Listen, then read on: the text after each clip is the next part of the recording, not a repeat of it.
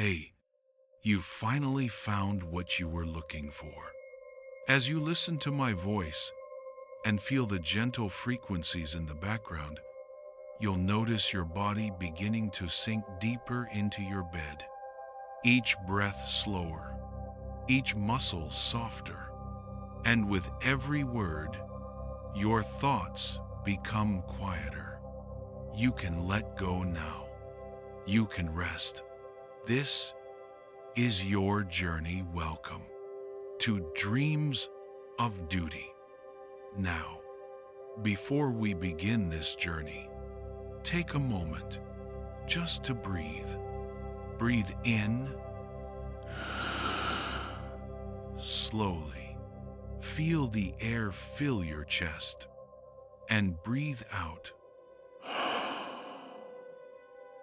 letting everything go.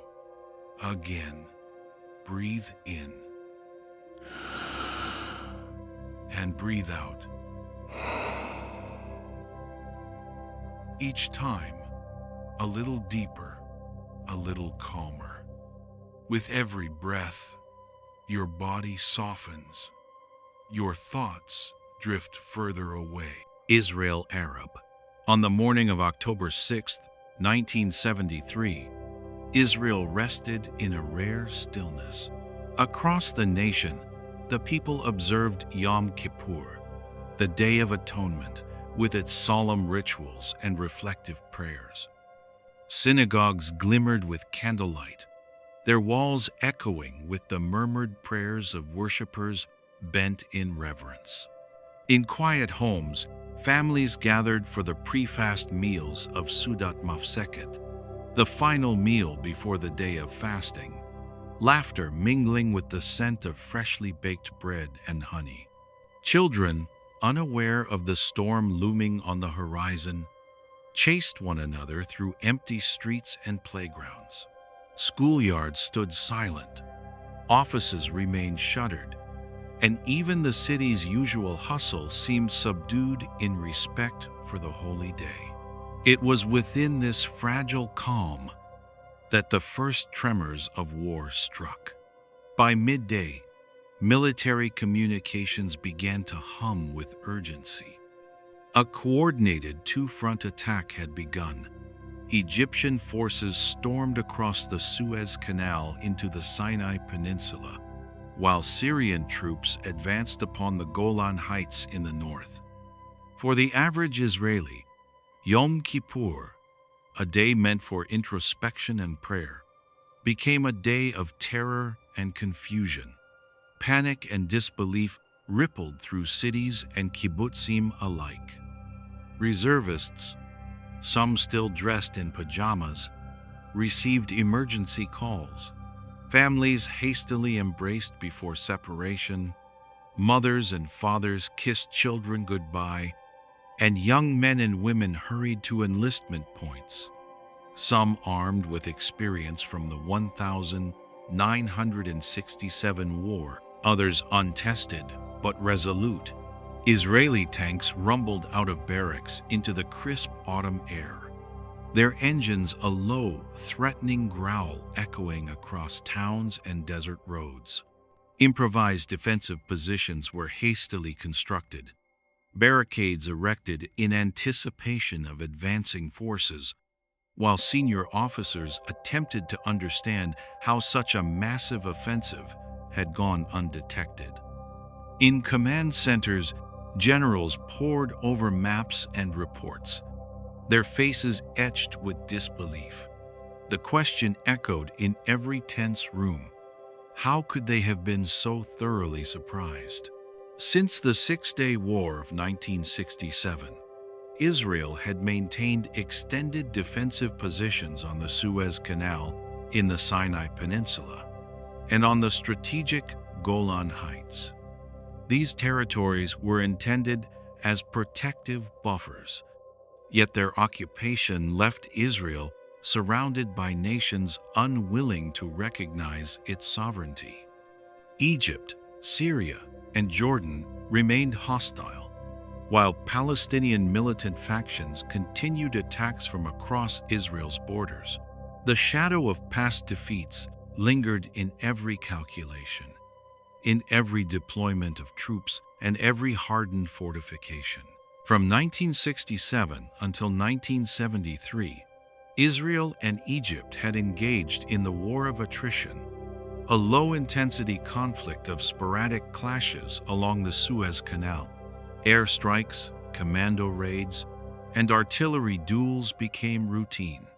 For ordinary citizens, the rhythm of war had intertwined with everyday life. Many families had members in the reserves. Many professionals were also trained soldiers.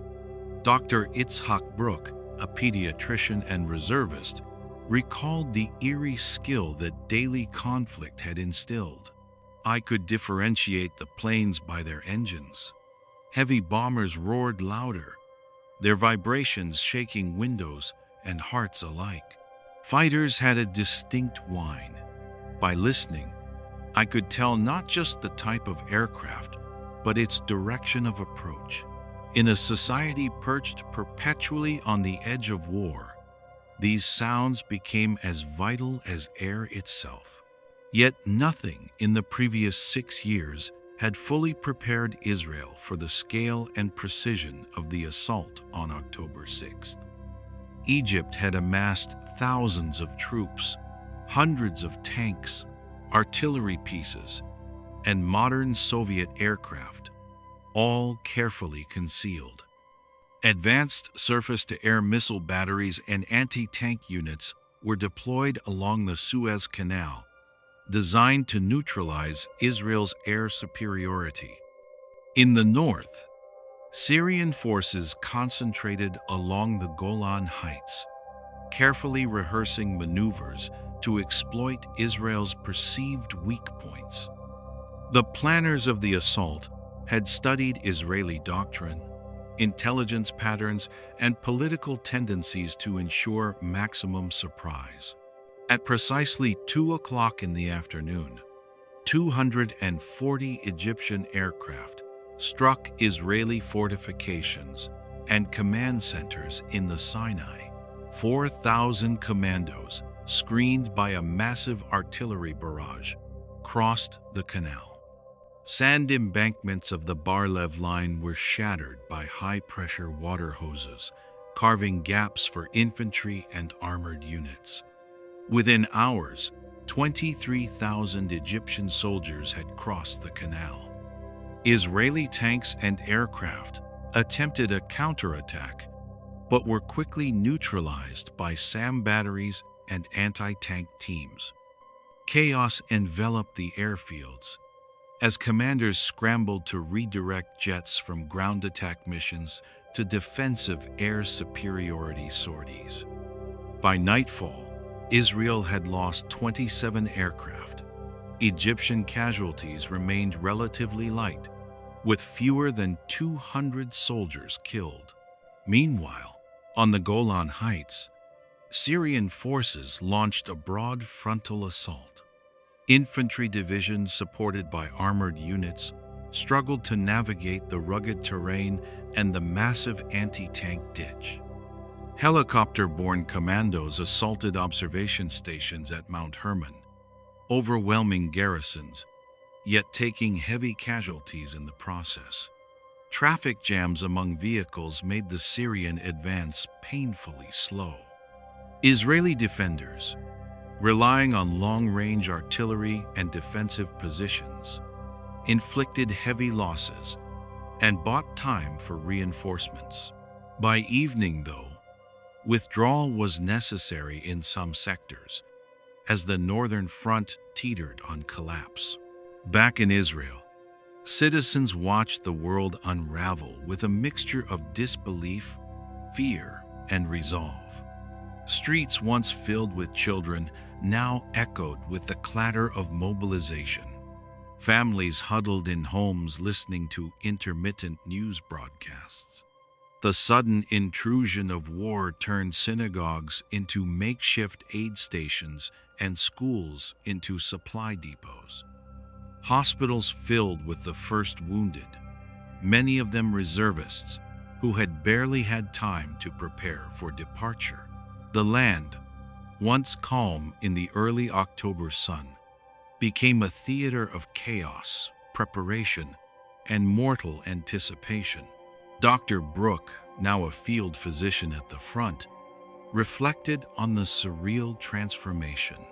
Only yesterday, it was high-rise buildings, grassy lawns, synagogues, and children. Today, it was armored vehicles, desert, khaki uniforms, and endless roads leading to war.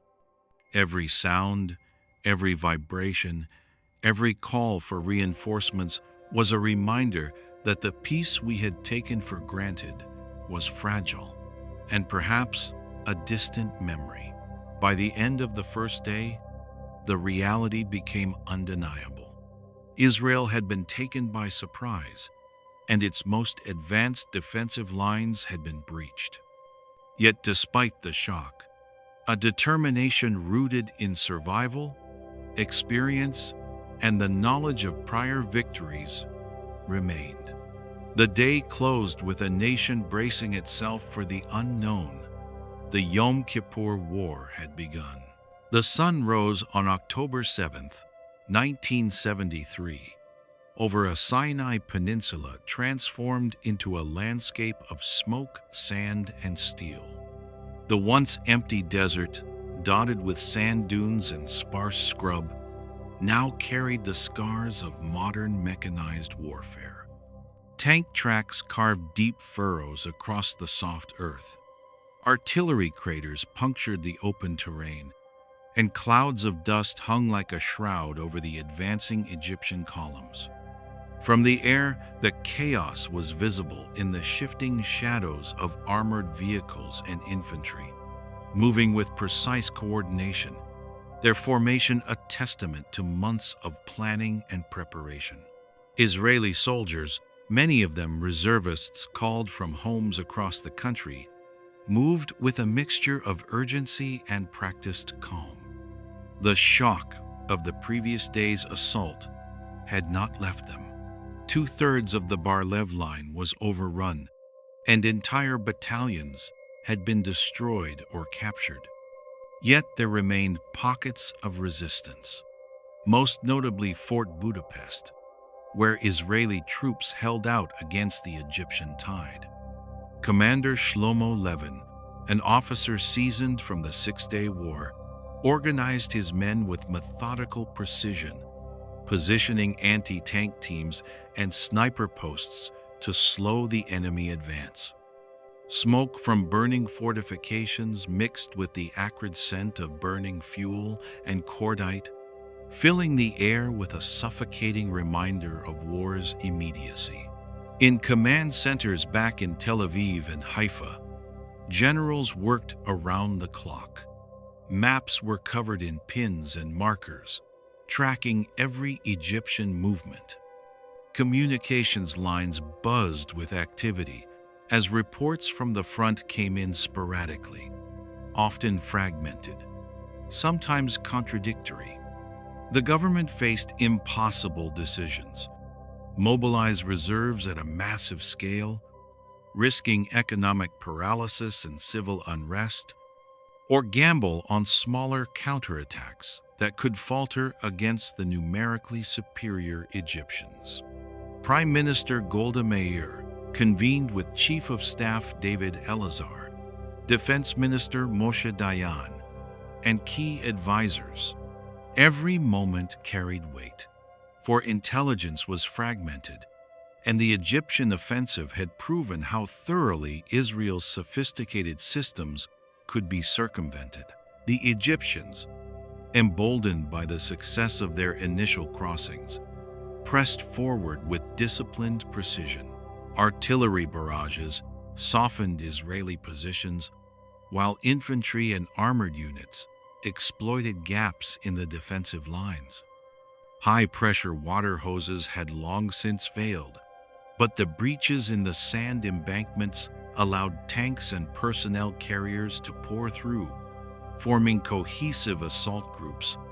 Surface-to-air missile batteries positioned to deter Israeli air interventions loomed over the battlefield like silent sentinels.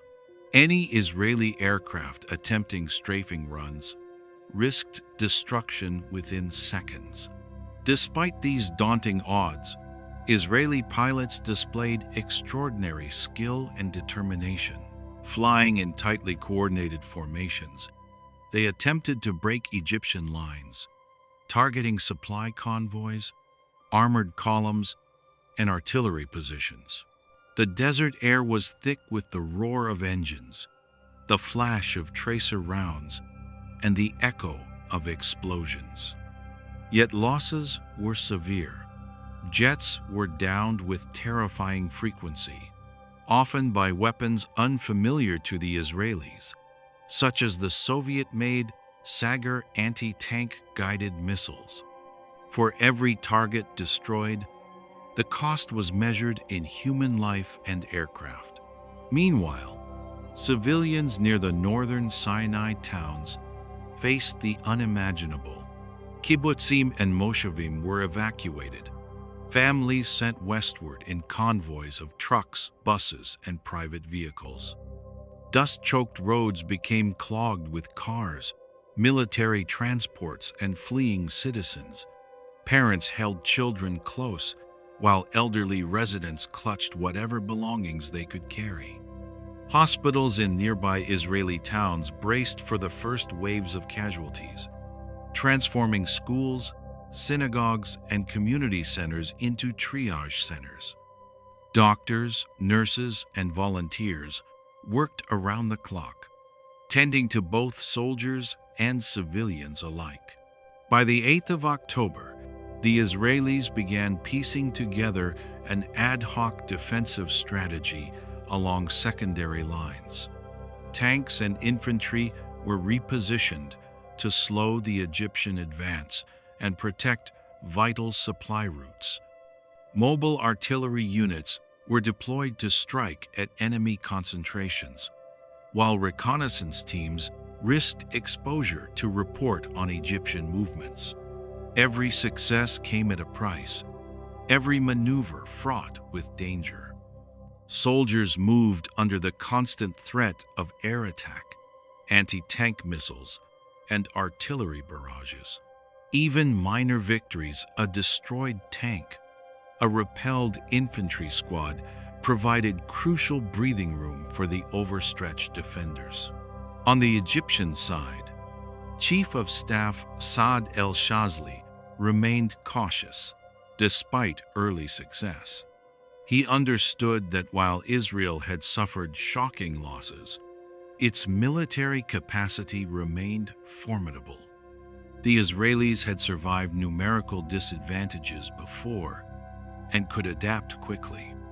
Egyptian commanders coordinated closely with Syrian allies, sharing intelligence on Israeli deployments. Yet each day's progress revealed the harsh reality of logistical limits. Fuel, ammunition, and communication lines were stretched thin. Maintaining momentum across the vast arid desert was no small feat. Back in Israel, the civilian psyche oscillated between fear and determination. Families followed news reports, listening to updates about tank battles, air skirmishes, and casualties. Every new report from the front brought anxiety and hope in equal measure. Stories of heroism filtered through, soldiers risking everything to hold critical points or protect their comrades. Dr. Brooke, now fully deployed at the front lines, witnessed the human toll firsthand. The heat was unrelenting. Wounded soldiers arrived in waves, many burned, disoriented, or in shock. I treated men who had been trapped in tanks hit by Sagar missiles, the interior a furnace of molten metal and flesh. Every decision felt like a knife edge. Each moment carried weight between life and death. The intensity of the first 48 hours reshaped Israel's approach to the war. Initial shock transformed into cautious strategy. Reserves were mobilized in greater numbers, air sorties were recalibrated, and every Israeli unit understood that the war would not be won in a single day. The Sinai Peninsula had become a crucible, testing tactics, endurance, and willpower. By nightfall on October 8th, the first stage of the Yom Kippur War had revealed the full scale of the conflict. The Egyptians had achieved remarkable success, breaching the Bar-Lev line and establishing a foothold on Israeli territory. Israeli forces, though battered, were far from defeated. Reinforcements, both in troops and materiel, were on their way, while military leadership scrambled to adapt to the new battlefield reality. The war was no longer a theoretical risk. It was a tangible, living catastrophe, stretching from the deserts of Sinai to the hearts of cities and homes across Israel. In homes, bunkers, and field hospitals, one thought echoed: the coming days would determine the survival of the state. The first shocks of Yom Kippur had passed, but the crucible of the Sinai was only just beginning. By October 9th, 1973, the northern front of the Golan Heights had become a maelstrom of metal, fire, and human endurance. Syrian armored divisions, advancing along multiple axes, now faced the concentrated resistance of the Israeli 7th Armored Brigade, in a region that would later earn the grim name, the Valley of Tears. The terrain was deceptively rugged, with steep ridges, ravines, and rocky outcrops offering both advantage and hazard. Tanks maneuvered carefully, often at night, relying on moonlight and burning wrecks to illuminate the battlefield. Israeli tank crews, largely reservists with prior combat experience from the Six-Day War, knew that every second counted. Commander Avraham Lanier, a veteran officer, coordinated defensive positions along the narrow valleys, forcing the Syrian advance to funnel through choke points. Artillery teams worked tirelessly, recalculating coordinates constantly, as the landscape shifted with each advancing column and every detonation. Every shell fired aimed not only to destroy enemy armor, but to delay the inevitable tide long enough for reinforcements to arrive. The Syrians, numbering over 500 tanks, advanced with modern night vision optics, giving them a significant edge after dark. Their infantry supported the tanks with well-coordinated anti-tank teams, while helicopter-borne commandos attempted to disrupt Israeli observation posts. Each Israeli position became a focal point of intense combat. Shells and missiles struck in rapid succession, throwing up clouds of dust and smoke that mingled with the acrid scent of burning fuel. The valley became a theater of mechanized chaos, yet Israeli resolve remained unbroken. Meanwhile, Israeli ground attack jets, armed with bombs and rockets, attempted to strike Syrian spearheads. These sorties were perilous. Syrian SAM batteries, placed strategically across the heights, loomed over the battlefield like silent predators. Pilots dodged surface-to-air missiles and intense anti-aircraft fire, often losing aircraft in the process. The roar of engines, the flash of tracer rounds, and the rumble of explosions created a deafening symphony of war. Despite the intensity, Israeli forces displayed remarkable adaptability. The 7th Armored Brigade, though heavily outnumbered, used terrain to their advantage, creating kill zones where Syrian armor became vulnerable. Tanks were positioned behind ridges, ambushes were set in narrow valleys, and coordinated artillery fire created deadly crossfires. The Israelis fought not only to hold ground, but to prevent a breakthrough that could expose the heartland of Israel. The human cost was staggering. Soldiers and officers alike faced the constant specter of death, often separated from their units amid the chaos. Communication lines were strained, radios failed under the electronic interference, and the sheer volume of transmissions. Medics navigated the battlefield under fire, tending to the wounded who arrived in waves, burned, disoriented, or immobilized by shock. On October 10th, Israeli reinforcements began to arrive piecemeal, arriving at critical moments to plug gaps and stabilize defensive lines. Columns of tanks, infantry, and support vehicles moved urgently through narrow roads, dodging artillery fire and aerial attacks. Every arrival was a small victory, every new unit bolstering the morale of exhausted soldiers. At the same time, the broader Israeli strategy began to take shape. Commanders coordinated counterattacks aimed at less fortified Syrian positions, exploiting the overextension of their supply lines. Reconnaissance teams scouted flanks, identifying weak points and creating opportunities for armored charges. Artillery fire targeted logistical hubs, ammunition depots, and fuel convoys, aiming to slow the Syrian advance and deprive them of essential resources. For the Syrians, the battle was both a test of modern equipment and of human endurance. Night vision tanks provided an edge in darkness, yet the rough terrain and concentrated Israeli resistance exacted a heavy toll. Commanders struggled to maintain cohesion amid the constant threat of ambushes, artillery barrages, and close quarters engagements. Communication between units was hampered by terrain and combat noise, forcing reliance on pre-planned coordination and visual signals. Civilian populations in northern Israel continued to live under the shadow of war. Towns near the Golan Heights were placed under emergency protocols. Shelters were stocked, sirens tested, and evacuation plans kept at the ready.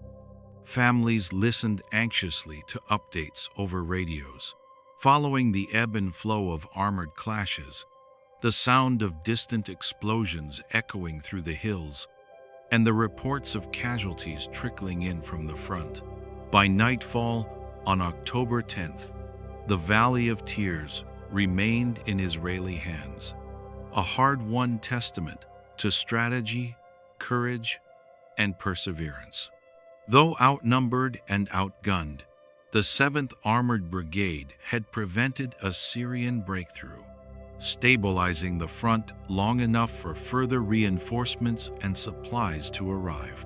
The battle demonstrated the lethal combination of terrain exploitation, tactical ingenuity, and sheer determination. Yet the war was far from over. The Sinai front remained contested. Egyptian forces held firm across the Suez Canal, and Israeli commanders knew that momentum could shift again with devastating speed.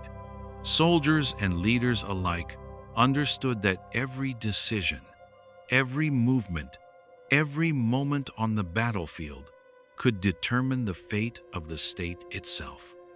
The war had entered a phase where endurance, precision, and the will to survive were as critical as tanks, jets, and artillery. The Valley of Tears, for Israel, became both a symbol of resilience and a stark reminder of vulnerability. The coming days would see further counter-offensives, complex maneuvers, and battles where the line between victory and catastrophe remained perilously thin. By October 11, 1973, the Southern Front along the Sinai Peninsula had stabilized into a tense stalemate. Israeli commanders assessed the shattered Bar-Lev line, which had failed to hold under the massive Egyptian assault 2 days prior. Forts lay in ruins. Sand embankments were carved into gaping channels, and the faint smoke of burning vehicles still rose from the desert. Morale among Israeli troops had been shaken by the initial losses, but the arrival of reservists, coupled with the promise of American-supplied weapons, offered hope. Chief of Staff David Eleazar and his generals faced the immense challenge of reorganizing the defense while preparing a counteroffensive. Intelligence reports revealed that while Egyptian forces were numerous, their lines were overextended, and coordination between units was inconsistent. Tanks and infantry moved in waves, relying heavily on static SAM batteries for air cover. The Egyptians had entrenched in depth, but the Israeli leadership knew that any misstep in deployment or delayed maneuver could create exploitable gaps. By October 12th, Israeli forces had amassed a considerable strike group for a decisive counterattack. Artillery units bombarded Egyptian positions continuously, masking the preparations for a more audacious maneuver, crossing the Suez Canal at a weakly defended sector near the Chinese farm agricultural area. The terrain there was deceptively challenging, with irrigation channels, soft sand, and scattered orchards complicating vehicular movement.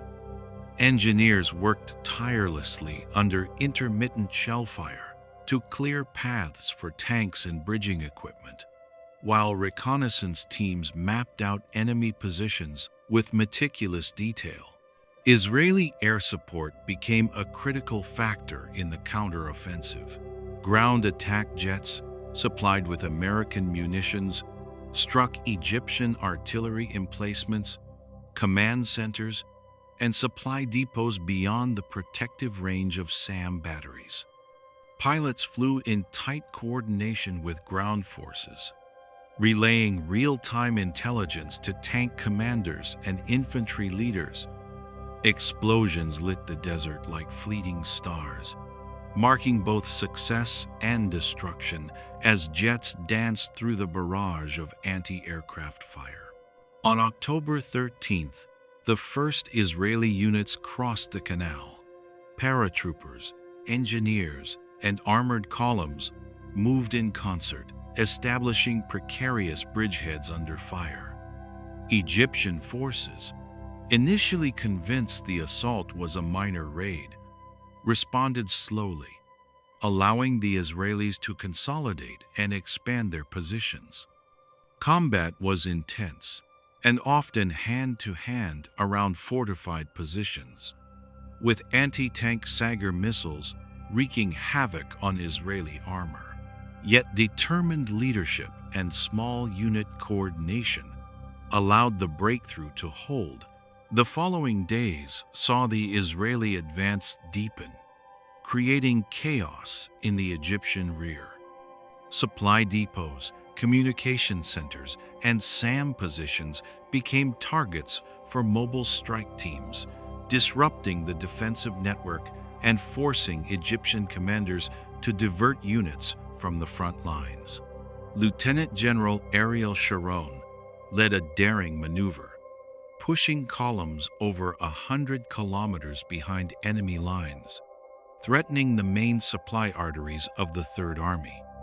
This strategic flanking maneuver compounded Egyptian confusion and accelerated the Israeli momentum. By October 15th, Israeli artillery employed deceptive bombardments across the entire front to obscure the main direction of the advance. The Chinese farm area became the focal point of fierce fighting. Israeli forces engaged, entrenched Egyptian infantry and armored units in brutal close-quarters combat. Smoke, dust, and fire engulfed the orchards, making identification of friend and foe perilous. Tanks and armored personnel carriers moved cautiously as hidden anti-tank teams struck at the heaviest targets. The battle became a test of endurance, strategy, and adaptability. October 16th and 17th saw the Israeli advance continue, exploiting Egyptian overextension. Paratroopers secured forward positions, while armored columns pressed relentlessly toward the western bank of the canal. Egyptian commanders, now fully aware of the scale of the Israeli maneuver, attempted counterattacks to sever the bridgehead. Yet, ambushes, precise artillery strikes, and mobile Israeli infantry thwarted these efforts. Egyptian forces began to fracture under pressure, and lines of communication crumbled as Israeli units seized key crossroads and logistical nodes. By October 18th, the Israeli counter-offensive had achieved a remarkable breakthrough. Forces had crossed the Suez Canal in strength, threatening Cairo and the heart of Egyptian defensive positions. The Egyptian command, surprised by both the speed and scale of the advance, struggled to mount a coherent response. Internal disagreements erupted, as Chief of Staff Shazli argued against overextension, while Sadat pressed for renewed offensive action. Amid the chaos, the human dimension of the war remained ever present. Soldiers on both sides faced exhaustion, hunger, and the psychological toll of relentless combat. Desert heat, sandstorms, and constant threat of artillery and aerial bombardment tested endurance. Field hospitals were overwhelmed. Medics risked their lives to evacuate the wounded, and every soldier understood that a single miscalculation could be fatal. By nightfall, the Israeli position on the western bank of the canal was secure. Columns of tanks, infantry, and engineers formed a new front, projecting power into the Egyptian rear and threatening the main defensive lines. For the first time since the war began, Israel seized the initiative on the southern front, transforming a desperate defense into a bold offensive. The stage was now set for the final phase of the war, confronting Egyptian forces in depth, exploiting weaknesses in command and logistics, and negotiating a ceasefire from a position of strength. The Sinai counteroffensive demonstrated the lethal combination of tactical ingenuity, rapid mobilization, and decisive leadership. Yet, the war was far from over. The coming days would test both armies in the crucible of high-stakes maneuver, where victory and catastrophe were separated by mere kilometers of desert and hundreds of tons of steel. By October 19, 1973, the Israeli counteroffensive had reached a critical juncture. Columns of armored and mechanized infantry units pressed westward across the Suez Canal, exploiting the breaches in Egyptian lines exposed during the Chinese Farm Battle. Israeli commanders, now confident in the operational tempo and effectiveness of their newly supplied American weapons, recognized a rare opportunity: the encirclement of Egypt's Third Army, one of the most formidable forces deployed along the eastern canal bank. The terrain posed both challenges and advantages. The canal itself, with its steep banks and narrow crossing points, acted as a natural barrier that had previously hindered Israeli mobility. But now, the Israelis had engineered pontoon bridges and cleared paths through the desert, allowing tanks, artillery, and infantry to move in coordinated, lightning-fast formations. Engineers worked continuously under the intermittent threat of artillery fire, repairing and maintaining the fragile crossing points to sustain the advance. Egyptian forces, despite their initial confidence and deep defensive positions, were caught off guard. The overextension of their lines, combined with poor communications and the dislocation of command posts, created critical gaps.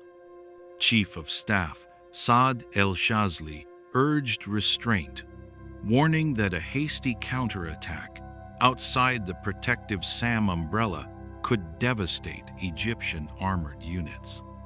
President Sadat, however, overruled these cautions, insisting on pressing the front to relieve pressure and demonstrate strength to both domestic and international audiences. On October 20th, Israeli forces began the systematic encirclement of the Third Army. Armored brigades moved with precision, cutting off supply routes and isolating Egyptian units from their logistical lifelines. Paratrooper and commando units infiltrated behind enemy lines, sabotaging bridges, fuel depots, and communications arrays. Egyptian armored divisions attempted to respond, but Israeli air superiority and the threat of wire-guided anti-tank missiles, now arriving in quantity from American airlifts, blunted any effective counterattack. The human dimension of this operation was intense and unforgiving. Egyptian soldiers, many of whom had been stationed in the harsh desert for weeks without adequate resupply, faced relentless pressure from Israeli forces. Heat, sand, and exhaustion compounded the stress of combat. Medics worked tirelessly, moving under fire to stabilize the wounded, while field commanders coordinated defensive actions with increasingly scarce resources. On the Israeli side, soldiers felt the tension of operating behind enemy lines, often isolated from main supply units, relying on their training, discipline, and sheer determination. October 21st witnessed the tightening of the encirclement. Israeli columns advanced along parallel axes, converging on key Egyptian strongpoints. Artillery barrages, timed with airstrikes, devastated entrenched positions, while anti-tank teams targeted advancing Egyptian armor with deadly precision. Communications breakdowns within the Egyptian Third Army led to miscoordination. Units were left isolated, supplies ran critically low, and morale began to deteriorate. President Sadat and his generals faced an agonizing dilemma. Pressing forward risked catastrophic losses in the face of a well-coordinated Israeli onslaught. Withdrawing too quickly would concede strategic territory and prestige. Internal tensions mounted as officers debated the feasibility of breaking the encirclement or holding positions to protect Cairo. Meanwhile, the Israeli High Command, led by Chief of Staff Elazar and General Sharon, calculated the risks of overextension, balancing aggressive maneuvers with the need to maintain supply lines and unit cohesion. By October 22nd, the encirclement was effectively complete. Approximately 70,000 Egyptian troops of the Third Army were trapped between advancing Israeli columns and the Suez Canal. Armored units dominated the open desert. Artillery positions pounded defensive lines, and air superiority allowed for precise interdiction of supply routes. The psychological impact on both sides was profound. Egyptian soldiers faced the terror of isolation, while Israeli troops experienced a mix of triumph and exhaustion, aware that any lapse could reverse hard-won gains. Diplomatic and political pressures began to mount. International actors, particularly the United States and the Soviet Union, observed the unfolding catastrophe with alarm. Reports of the encirclement prompted urgent communications between Washington, Moscow, and regional capitals. Secretary of State Henry Kissinger began shuttle diplomacy, negotiating the conditions for a ceasefire to prevent further escalation that could draw the superpowers into direct confrontation. The precariousness of Cold War geopolitics added urgency to every operational decision on the battlefield. The stage was now set for the war's resolution. Israeli forces held the initiative in the Sinai, with the Egyptian Third Army encircled and facing the prospect of either surrender or annihilation. Egyptian command, pressured both internally and externally, began to contemplate a ceasefire. The outcome of the coming days would determine not only the military balance in the Sinai, but also the political landscape of the Middle East, shaping alliances, national morale, and the long-term trajectory of Arab-Israeli relations. By the night of October 22, 1973, the Sinai front was defined by the stark contrast between triumph and devastation. Israeli forces, having transformed a defensive nightmare into a daring offensive, controlled the tactical initiative. Egyptian forces, despite extraordinary bravery and determination, were strategically paralyzed. The human cost was staggering, and the psychological scars were deep. Yet the resolution of this phase of the war was not solely a matter of military might. It would hinge upon diplomacy, leadership decisions, and the delicate interplay of superpower influence that now loomed over every square kilometer of the battlefield. By October 23, 1973, the war had reached a turning point, not through the continued momentum of tanks and jets, but through the intricate and high-stakes game of international diplomacy. While Israeli forces had successfully encircled the Egyptian Third Army along the eastern bank of the Suez Canal, the consequences of a potential annihilation of tens of thousands of troops carried enormous political weight. Both superpowers, the United States and the Soviet Union, watched every move with intense scrutiny, acutely aware that the Yom Kippur War had become a potential flashpoint in the broader Cold War. In Washington, President Richard Nixon and his National Security Council wrestled with the dilemma of providing further military aid to Israel without triggering a direct confrontation with the Soviet Union.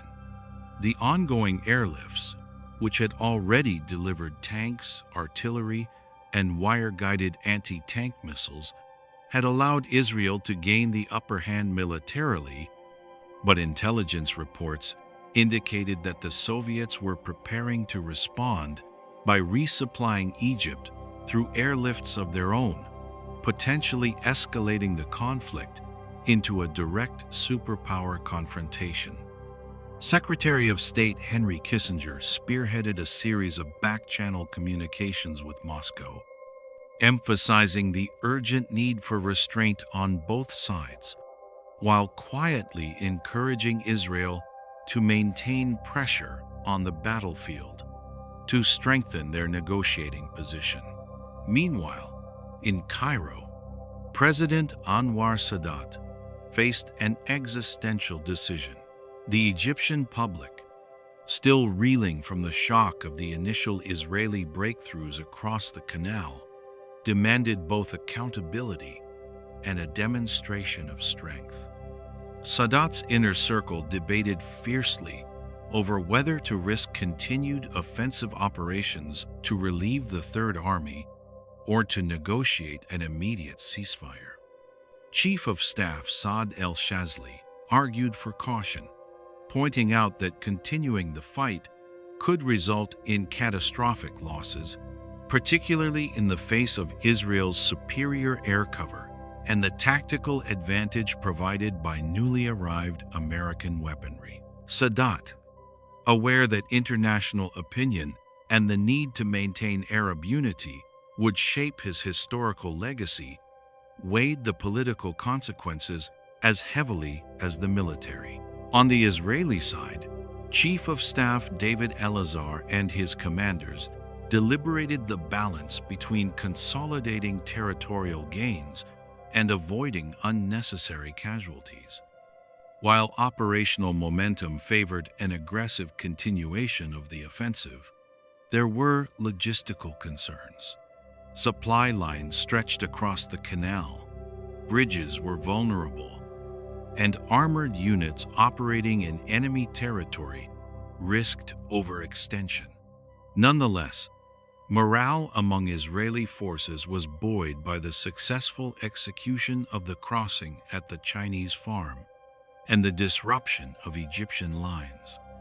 Soldiers wrote in diaries about the surreal transition from urban life and high-rise apartments to sand, desert heat, and relentless combat, highlighting the psychological strain of operating in such extreme conditions.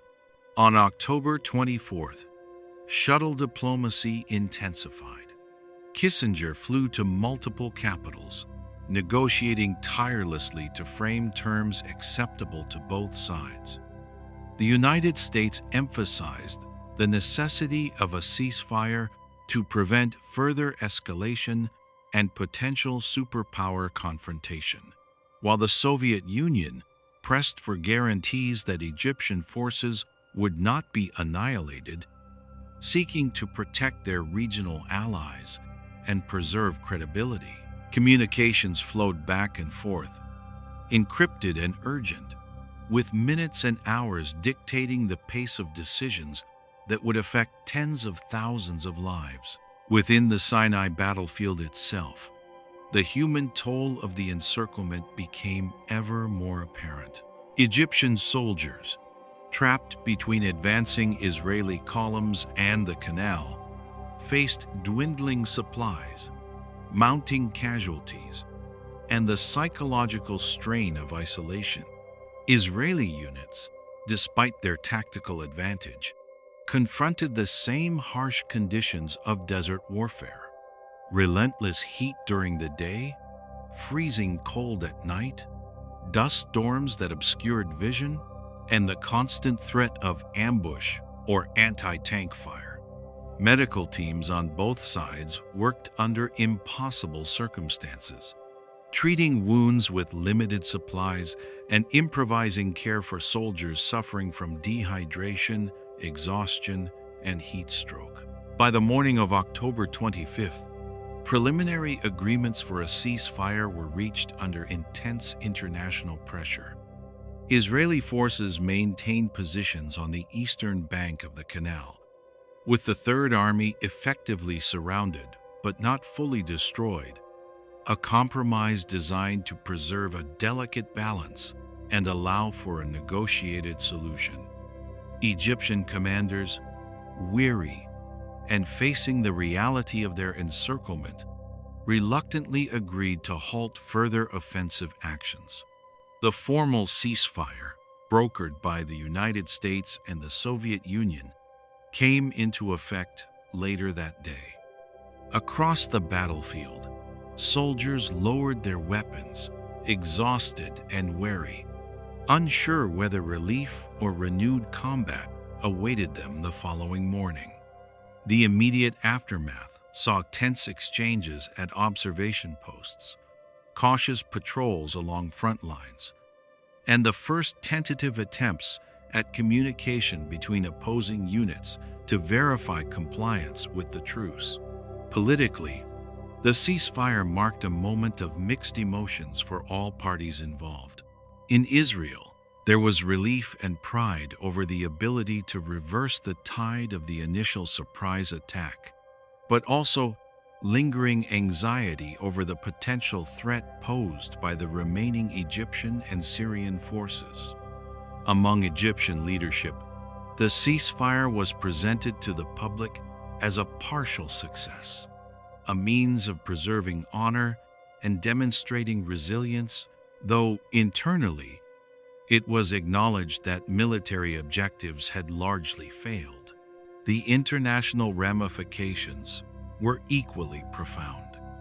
The superpowers had managed to prevent a direct confrontation, but the Yom Kippur War had clearly demonstrated the volatility of the Middle East and the potential for regional conflicts to escalate into global crises. Subsequent negotiations over prisoner exchanges, territorial control, and military withdrawals would dominate diplomatic discourse for months, laying the groundwork for the eventual Camp David Accords and reshaping the political landscape of the region. By the close of October 25, 1973, the battlefield had become a tableau of human endurance, tactical brilliance, and the sobering cost of modern warfare.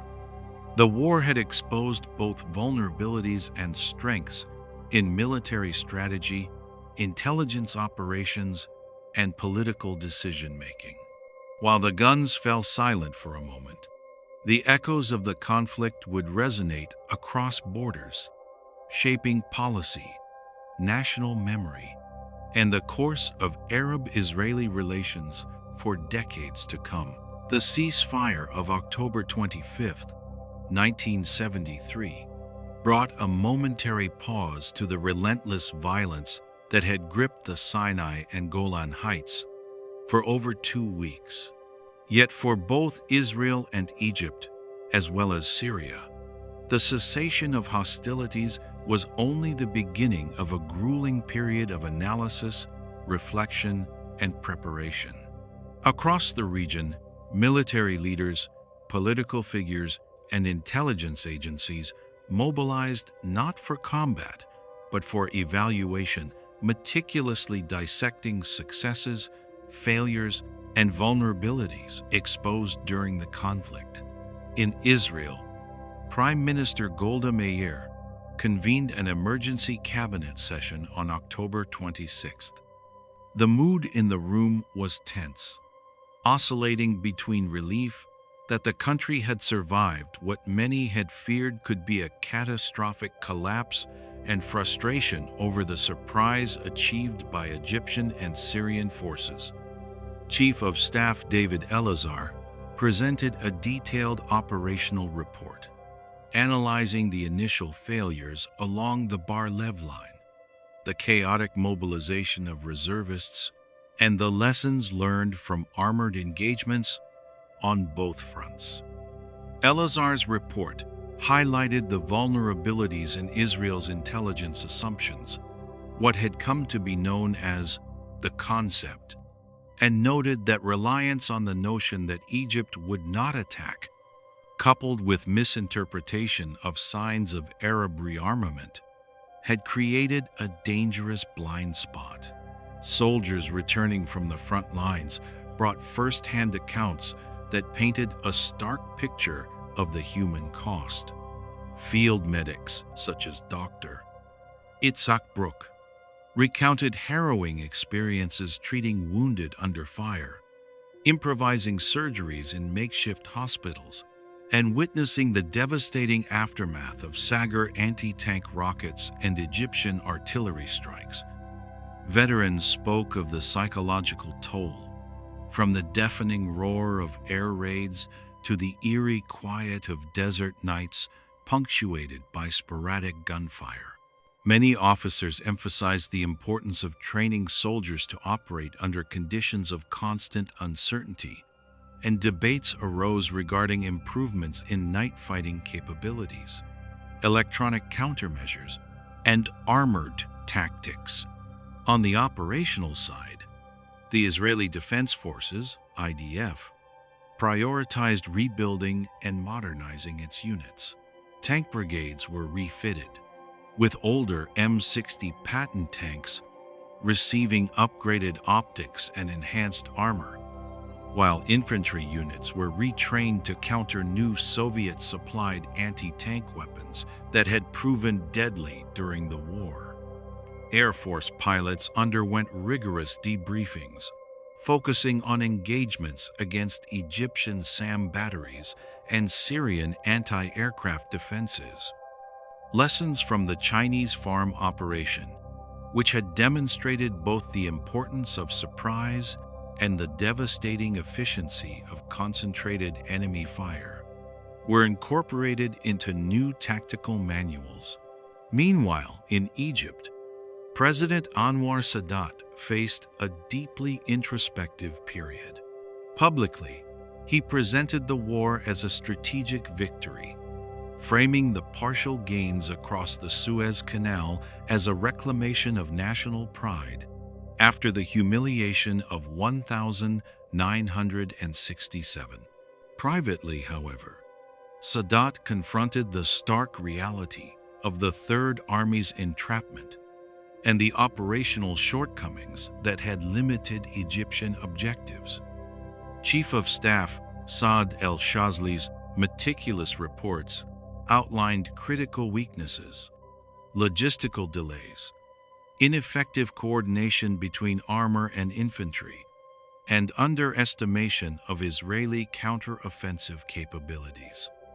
Egyptian officers debated whether the decision to halt the offensive prior to fully relieving the Third Army had been militarily sound, balancing the desire to preserve forces against the need for operational success. The Egyptian military embarked on a rapid modernization program. Lessons from the Yom Kippur War informed procurement decisions, training regimens, and organizational restructuring. New Soviet equipment was integrated with more sophisticated training, particularly in anti-tank and air defense operations. Officers underwent simulations replicating Israeli tactics, while strategic planners sought to create contingency plans to prevent the surprise that had so decisively shaped the October conflict. Morale, though shaken by casualties, was buoyed by the perception of a regained sense of honor and the promise of long-term reform. Syria, facing the dual pressures of battlefield losses in the Golan Heights and the political imperative to demonstrate resilience, focused on rebuilding armored divisions and fortifying strategic positions. Syrian military analysts pored over engagements with the IDF, noting the effectiveness of Israeli long-range gunnery and night operations. Bridges, roads, and anti-tank ditches were repaired, while officers emphasized coordination between infantry, armor, and air support. Hafez al-Assad, keenly aware of domestic expectations, framed the conflict as a moral victory, stressing that Syrian forces had tested Israel's defenses and gained valuable combat experience. Across both sides, intelligence failures became a central focus. Israel's reliance on preconceived assumptions, the concept, prompted internal investigations into the collection, interpretation, and dissemination of intelligence. Analysts debated the weight given to warnings from King Hussein of Jordan and Ashraf Marwan, both of which had indicated Egyptian and Syrian preparations. Similarly, Egypt and Syria examined their own intelligence networks, assessing how they successfully maintained operational secrecy to achieve the initial strategic surprise. Internationally, diplomatic activity surged. The United States and the Soviet Union mediated negotiations over prisoners of war, territorial adjustments, and future mechanisms to prevent a recurrence of such rapid escalation. In Israel, debates emerged over whether the U.S. resupply had provided a decisive advantage, and how future conflicts might be influenced by external powers. In Egypt, Sadat's eventual pivot toward the United States, seeking both economic aid and political legitimacy, began taking shape, foreshadowing a new era in Middle Eastern geopolitics. By November 1973, the region was in a tense equilibrium. Armies were rebuilding, diplomats were maneuvering, and political leaders were reconciling the lessons of war with the imperatives of national strategy and domestic perception. For soldiers, civilians, and strategists alike, the Yom Kippur War had demonstrated the thin line between disaster and survival, between tactical failure and strategic ingenuity. The echoes of the conflict would resonate for years, influencing doctrine, alliances, and the psychological fabric of a generation shaped by both the horror of surprise attack and the resilience of recovery. In the immediate weeks following the ceasefire, the Middle East was a region suspended between fragile peace and simmering tension. The battlefield, scarred by tank craters, spent shells, and the wreckage of aircraft, bore silent witness to the ferocity of the Yom Kippur War. Yet while soldiers rested, repaired, or redeployed, political and military leaders on all sides turned their attention toward shaping the post-war order, balancing domestic pressures with international scrutiny and the imperatives of future security. In Israel, the cabinet grappled with the dual challenge of restoring public confidence and recalibrating national defense. Prime Minister Golda Meir, now under intense scrutiny, convened a series of strategic planning sessions with senior generals, including Chief of Staff David Elazar, Defense Minister Moshe Dayan, and the heads of intelligence agencies. The consensus was that despite the eventual reversal of the initial Arab advances, the shock of the surprise attack had exposed systemic weaknesses in intelligence assessment, rapid mobilization, and armored coordination. Elazar emphasized that Israel could no longer rely on assumptions of enemy restraint. The new doctrine would have to integrate the lessons of October, emphasizing flexibility, rapid deployment, and real-time intelligence updates. Reservists returning from the front lines contributed a visceral perspective. Their reports highlighted the psychological strain of sudden mobilization, the disorienting effects of artillery barrages, and the need for better communication between units and command centers. Many stressed the importance of improving night fighting capabilities and training pilots and tank crews under conditions replicating those of Egyptian and Syrian tactics. Officers recommended simulation exercises that incorporated surprise attacks, combined arms coordination, and counter-SAM operations, understanding that the next conflict could arrive without warning. Meanwhile, the Israeli intelligence community conducted a deep internal investigation into the failures of the concept. The assumption that Egypt would not attack and Syria would act only in coordination with Egyptian forces. Analysts examined every intelligence report, from human sources to satellite imagery and intercepted communications, evaluating why warnings had been discounted or misinterpreted. The lessons were clear. Reliance on politically convenient assumptions could be fatal, and future intelligence protocols would require rigorous verification, cross-checking, and a willingness to challenge preconceived notions. Across the Suez Canal, Egyptian military planners were equally occupied. President Anwar Sadat, while publicly celebrating the symbolic gains of the October offensive, recognized the need for substantive reform.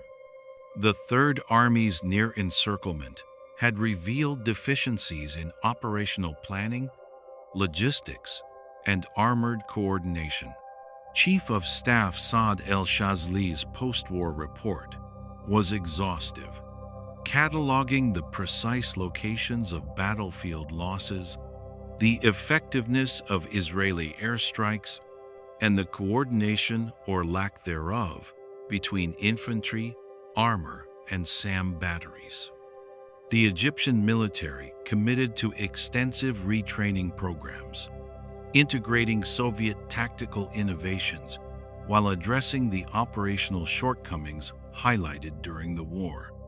Artillery units received upgraded targeting systems, armored brigades underwent night fighting drills, and infantry units were trained to operate in concert with air defense networks. Diplomacy emerged as a critical front. Sadat understood that Egypt's survival and long-term security depended on navigating the delicate interplay between military reality and international perception. The war's aftermath created a unique window for negotiation with both the United States and the Soviet Union. Sadat's communications emphasized moderation, stability, and the desire for territorial negotiation while avoiding a portrayal of Egyptian weakness. Through these channels, he sought economic aid, military resupply, and political legitimacy on the world stage. Behind the scenes, Egyptian diplomats coordinated with Washington, carefully balancing requests for assistance with assurances that Egypt would not escalate hostilities further without diplomatic warning. In Syria, Hafez al-Assad faced a parallel set of challenges. While Syrian forces had been repelled in the Golan Heights, the experience underscored the necessity of modernizing armored units, improving logistical networks, and integrating air defense with ground operations. Assad's strategy focused on consolidating the gains achieved through initial offensive operations while preparing for the possibility of future confrontations. Syrian officers underwent intensive post-war debriefings, learning from failures in bridging, anti-tank coordination, and night maneuvers. The war's psychological impact on both soldiers and the civilian population was profound. National pride was partially restored through the perception of resilience, but the memory of initial setbacks drove a determination to avoid similar surprises. Internationally, the conflict prompted an unprecedented surge in diplomatic activity.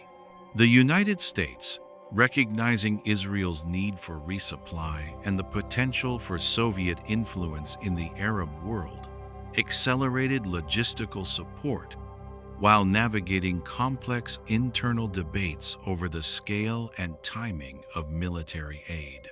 Secretary of State Henry Kissinger spearheaded shuttle diplomacy, seeking to mediate tensions, prevent escalation, and establish conditions for long-term ceasefire enforcement. The Soviet Union, wary of appearing weak after supporting Egyptian and Syrian forces, engaged in parallel diplomatic channels, attempting to maintain influence over its regional allies, while avoiding direct confrontation with the United States. The Cold War backdrop underscored every negotiation, with each superpower carefully calibrating actions to project strength without triggering global escalation. Within Israel, the war's aftermath also triggered significant societal reflection. Families mourned lost loved ones. Communities grappled with the sudden return of traumatized soldiers, and the media scrutinized both military decisions and political leadership. Public debates questioned the timing of mobilization, the allocation of resources, and the apparent gaps in intelligence. The internal criticism ultimately led to administrative reshuffles and the eventual resignation of Golda Meir in April 1974. Yet, alongside grief and critique, there was recognition of the extraordinary resilience demonstrated by the Israeli military, the ingenuity of rapid counteroffensives, and the ability to recover from near disaster. By December 1973, the military landscape had shifted significantly. Israeli forces had fortified key positions, updated armored units, and integrated lessons from the Sinai and Golan engagements. Egyptian and Syrian militaries had absorbed lessons from initial offensives, undergoing tactical reforms, and preparing for the geopolitical and military realities of a protracted standoff. Diplomatically, the groundwork for future agreements, including the eventual Camp David process, was being quietly laid. The Yom Kippur War had not only tested the limits of military strategy and operational planning, but also underscored the intricate interdependence of battlefield decisions, political leadership, and international diplomacy. For soldiers, civilians, and strategists alike, the war's reverberations were enduring. Psychological scars mingled with newfound respect for the necessity of preparedness, adaptability, and vigilance. Military doctrines evolved, alliances shifted, and the entire region was forced to acknowledge that the thin line between victory and catastrophe could shift in mere hours, shaped as much by intelligence and diplomacy as by guns, tanks, and aircraft. The first months of 1974 were marked by a tense, almost fragile calm. The guns along the Suez Canal and the Golan Heights had fallen silent, yet the echoes of October's battles reverberated across the region. In Israel, the emotional scars of the war were profound. Families mourned the fallen, soldiers wrestled with the lingering trauma of combat, and the national psyche oscillated between pride at survival and anguish over initial failures. Public debates scrutinized every decision made during the Yom Kippur War, from intelligence assessments to battlefield tactics. While the government faced mounting pressure to address the gaps revealed in both military preparedness and political foresight, Golda Meir and Defense Minister Moshe Dayan found themselves at the center of a storm of criticism. Parliamentary inquiries dissected every maneuver of the IDF, questioning why Israel's highly regarded intelligence apparatus had failed to anticipate the coordinated Egyptian and Syrian attack. Senior officers, including Chief of Staff David Elazar, defended operational decisions while acknowledging that the reliance on the so-called concept had created blind spots. Elazar's post-war assessments emphasized the importance of rapid mobilization, flexible command structures, and decentralized decision-making in future conflicts. Israel's military academies swiftly incorporated these lessons into training curricula, preparing a generation of officers to operate in the uncertain environment of the modern Middle East. Across the border in Egypt, President Anwar Sadat faced a different set of challenges. While the October War had restored national pride and demonstrated Egypt's capacity to challenge Israel militarily, the high casualties, especially the entrapment and eventual liberation of the Third Army, highlighted the limitations of purely military solutions. Sadat pursued a dual strategy, strengthening Egypt's armed forces while engaging in intensive diplomatic efforts to convert battlefield gains into long-term political leverage.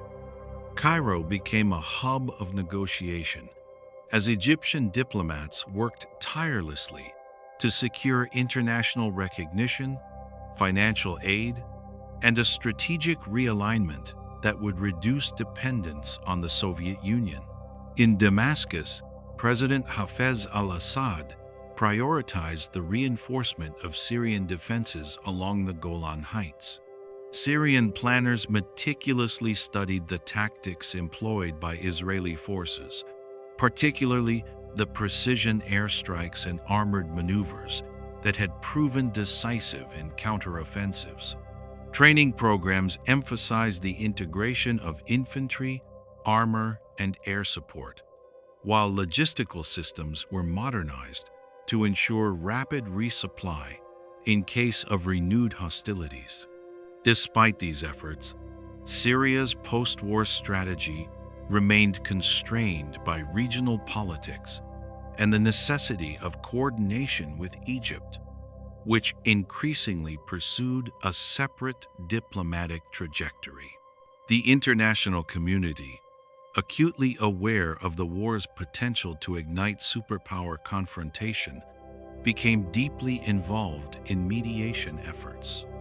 Washington, led by Secretary of State Henry Kissinger, undertook intensive shuttle diplomacy, traveling between Jerusalem, Cairo, and Damascus to negotiate agreements on troop withdrawals, prisoner exchanges, and territorial adjustments. Moscow maintained a careful balance, providing support to its Arab allies while avoiding direct confrontation with the United States. Both superpowers understood that the region's stability was critical to the broader dynamics of the Cold War, and their diplomacy emphasized cautious negotiation, leveraging their influence to prevent renewed escalation.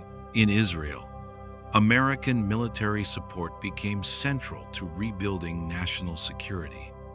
The airlift of tanks, artillery, ammunition, and advanced anti-tank systems not only replenished depleted stocks, but also highlighted the strategic depth provided by strong alliances. Military planners integrated this new hardware into the IDF's doctrine, adapting tactics to leverage technological superiority while addressing lessons learned from the October War. Simultaneously, political leaders debated the long-term implications of dependence on external powers, balancing national sovereignty with the undeniable strategic advantage provided by American support. Egypt's post-war strategy also extended into the realm of domestic politics.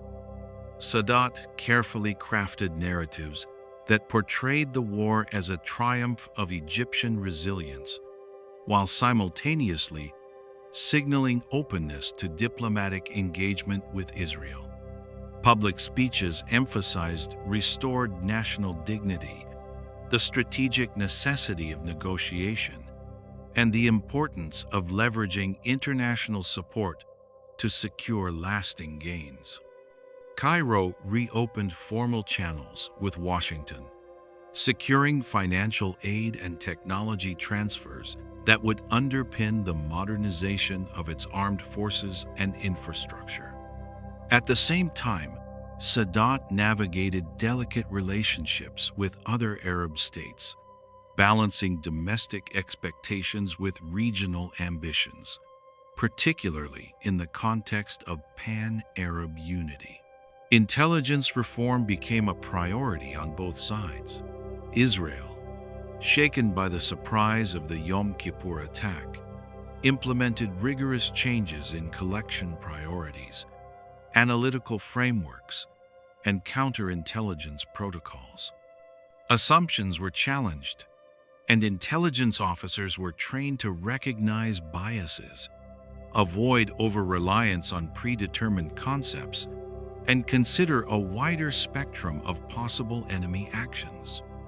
Egypt and Syria having successfully concealed their plans in 1973, invested heavily in operational security and deception, ensuring that any future mobilization remained shrouded in ambiguity. Across the region, military academies, think tanks, and operational centers codified the lessons of the war, emphasizing adaptability, foresight, and the integration of intelligence into every level of command. The year 1974 closed with a complex mix of relief and caution. Israel had survived a devastating surprise attack and retained its core territory, yet the memory of initial failures lingered. Egypt had achieved political gains and restored national pride, even as it confronted the human and material costs of war. Syria continued to prepare for the next inevitable confrontation, determined to protect territorial ambitions along the Golan Heights. Across the Middle East, the balance of power had shifted, and the October War remained a defining moment in the modern history of the region, a reminder of the intertwined nature of military capability, strategic foresight, and diplomacy in shaping the destiny of nations. As the calendar turned into 1975, the reverberations of the Yom Kippur War were still palpable across the Middle East, and indeed, across the world. For Israel, the conflict had been a profound shock. Despite ultimately repelling the Egyptian and Syrian advances and partially restoring the status quo ante, the Israeli public and political establishment could not escape the realization that even a nation with an advanced military, sophisticated intelligence apparatus, and decades of experience in regional warfare could be caught off guard. Families of fallen soldiers continued to mourn, soldiers struggled with post-traumatic stress, and the broader society wrestled with questions about national vulnerability and leadership accountability. Golda Meir's resignation in April 1974 had been a symbol of political responsibility. Yet her departure also underscored the immense pressure that leaders faced when balancing national security, public expectation, and international diplomacy. In Tel Aviv and Jerusalem, the atmosphere was tense yet determined. The government pursued rapid military reform, addressing weaknesses revealed during the October War. The IDF expanded reserve mobilization protocols, invested in night vision capabilities for armored units, and upgraded anti-tank missile defenses. Israeli pilots underwent enhanced training to counter increasingly sophisticated SAM systems, while air strategy focused on both offensive and defensive contingencies, integrating lessons learned from the chaotic opening days of the war. Military academies incorporated detailed case studies of the Yom Kippur conflict, emphasizing decentralized command structures, rapid decision-making, and the avoidance of cognitive biases in intelligence assessment. Meanwhile, Israel's diplomatic posture evolved significantly. The United States, having provided crucial logistical and material support during the conflict, emerged as Israel's primary ally and security guarantor. Relations with Washington deepened, formalizing military aid programs and intelligence sharing agreements that would define Israeli-American collaboration for decades. Political leaders recognized that military strength alone could no longer guarantee security. International alliances, economic resilience, and strategic foresight were equally critical to the nation's survival. In Cairo, President Anwar Sadat embarked on a bold path, that would redefine Egypt's role in the Arab world and reshape the trajectory of regional diplomacy. While the Yom Kippur War had restored Egyptian honor and confidence lost in the 1967 Six-Day War, Sadat understood that sustaining long-term gains required more than military capability. He embraced a pragmatic approach, reopening channels with the United States and reducing reliance on Soviet arms and advisors. Egyptian economic and military modernization programs were accelerated with American financial assistance, while Sadat carefully crafted public narratives to frame Egypt as a victorious yet responsible regional power. The reconciliation between battlefield achievement and diplomatic pragmatism became the hallmark of Sadat's post-war strategy, setting the stage for historic negotiations in the coming years. Syria's trajectory, in contrast, was defined by persistent militarization and regional rivalry. President Hafez al-Assad, having witnessed the limitations of Syrian forces during the October War, focused on reinforcing the Golan Heights, modernizing armored units, and integrating combined arms tactics into military doctrine. Training emphasized coordination among infantry, artillery, and air support, while logistical networks were upgraded to allow rapid resupply in any potential future confrontation. Syrian forces retained a posture of vigilance, anticipating renewed hostilities with Israel while navigating the complex web of regional alliances and the growing divergence between Cairo's diplomatic pragmatism and Damascus's assertive military strategy. The international community continued to play a decisive role in stabilizing the region. Throughout 1975, American and Soviet diplomats engaged in continuous shuttle negotiations, focusing on troop withdrawals, the exchange of prisoners of war, and the establishment of buffer zones monitored by the United Nations. Washington's objective was to consolidate Israel's security while preventing further escalation, whereas Moscow sought to protect its Arab allies' territorial gains and maintain influence in the region.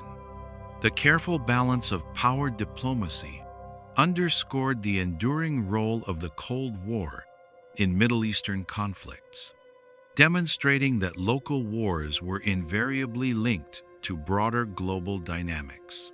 One of the most significant legacies of the Yom Kippur War emerged in the realm of psychological and societal awareness. The conflict shattered Israel's sense of invulnerability and instilled a recognition of the limits of intelligence, technology, and preemptive doctrine. Soldiers and civilians alike internalized the unpredictability of modern warfare, while military thinkers debated the ethical, strategic, and tactical dimensions of nuclear deterrence.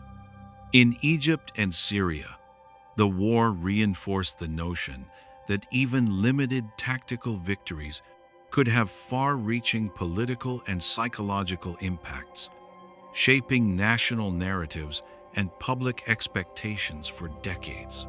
The war also catalyzed developments in technology, logistics, and strategic theory. Both Israel and its adversaries accelerated investments in advanced weapon systems, night fighting capabilities, precision-guided munitions, and anti-tank defenses. The integration of air, armor, and infantry operations became more sophisticated, informed by detailed after-action analyses. Military academies and think tanks on both sides of the conflict emphasized adaptability, foresight, and the avoidance of rigid doctrines, recognizing that conventional assumptions could be overturned by technological innovation or unexpected operational decisions. Diplomatically, the Yom Kippur War paved the way for Egypt-Israel engagement that would culminate in the Camp David Accords 3 years later. While 1975 remained a year of cautious maneuvering and tense negotiation, the groundwork was being laid for formal peace processes. Egypt, leveraging battlefield legitimacy and international mediation, sought to recover the Sinai Peninsula while simultaneously establishing itself as a credible partner in diplomacy.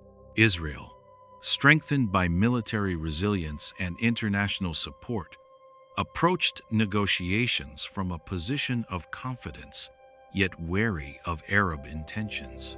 Palestinian concerns, however, remained unresolved. Palestinian refugee communities, particularly in southern Lebanon and the West Bank, continued to experience social, political, and economic marginalization. Militant activity, though subdued during 1975, maintained pressure on Israel and complicated broader regional stability. The unresolved status of Palestinian refugees and the continued presence of militant groups served as a reminder that, even with formal ceasefires and peace negotiations, the deeper conflicts underpinning the Yom Kippur War persisted. By the close of 1975, the Middle East had entered a period of uneasy stability. The Yom Kippur War had reshaped regional power dynamics, exposed vulnerabilities in even the most sophisticated military and intelligence systems, and reinforced the essential interplay between military strength, diplomacy, and international alliances. Israel emerged battle-tested, but cognizant of the perils of complacency. Egypt attained renewed prestige and a path toward diplomatic recognition. Syria fortified its defenses and prepared for ongoing contention. Across the region, the war's legacy endured in the collective memory of nations, militaries, and civilians alike, serving as a reminder that in the Middle East, strategic foresight, adaptability, and the management of perception are as critical as battlefield victories. The events of October 1973 and the subsequent years became more than historical records. They became a foundational mythos, informing military doctrine, political strategy, and societal consciousness. For generations to come, the Yom Kippur War would stand as both a cautionary tale and a testament to the resilience, ingenuity, and complexity of nations, engaged in the perpetual struggle for survival, dignity, and influence in a volatile region.